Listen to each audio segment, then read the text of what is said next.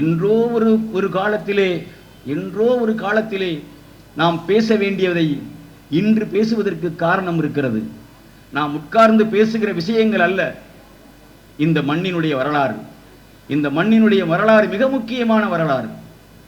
மாளிகாவினுடைய படையெடுப்பு இருந்தபோது மாளிகாவூர் யமுனேஸ்வரத்தில் இருக்கக்கூடிய சிவன் கோயிலை கொள்ளையடிக்க வரவில்லை. சிவன் கோயிலை கொள்ளையடிக்க வந்தான் என்கிற தவறான புராண இதிகாசங்கள் நமக்கு சொல்லப்பட்டு வருகிறது. இன்றைக்கு லீலாவதி நகரம் என்கிற ஒரு நகரம் இருக்கிறது பரமக்குடியிலே.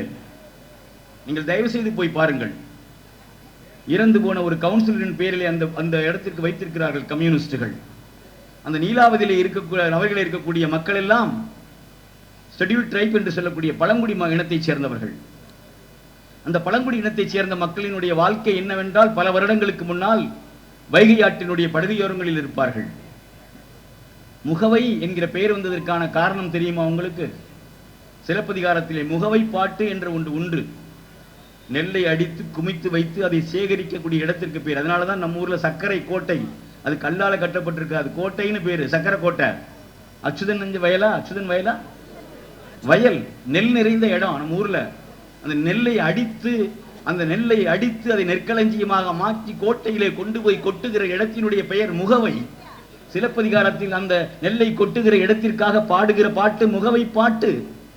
அதனாலதான் கோவிந்தன் ஒத்தக்கொம்பே பயன்படுத்தாத எழுதுகிற ஒத்தக்கொம்பே பயன்படுத்தாத எழுதுகிற சத்திரக்குடி கோவிந்தன் அவருக்கு ஒத்தக்கொம்பே போட்டாம எழுதுவார். யாராலும் எழுத முடியாது. அப்படிப்பட்ட ஒரு மாபெரும் முகவரி நம்ம ஊர்ல இருந்திருக்கு. அவன் தான் கடைசி மன்னன்.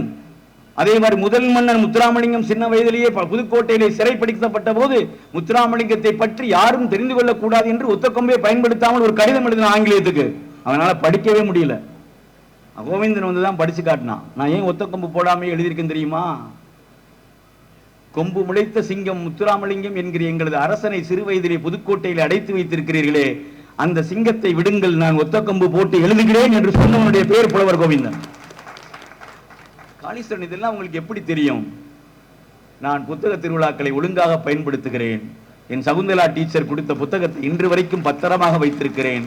அலமாரியில் அடுக்கி வைத்தல்ல, என் மனதில் கொஞ்சம் கொஞ்சமாக ஏற்றி வைத்து என்பதை நீங்கள் புரிந்து கொள்ள வேண்டும்.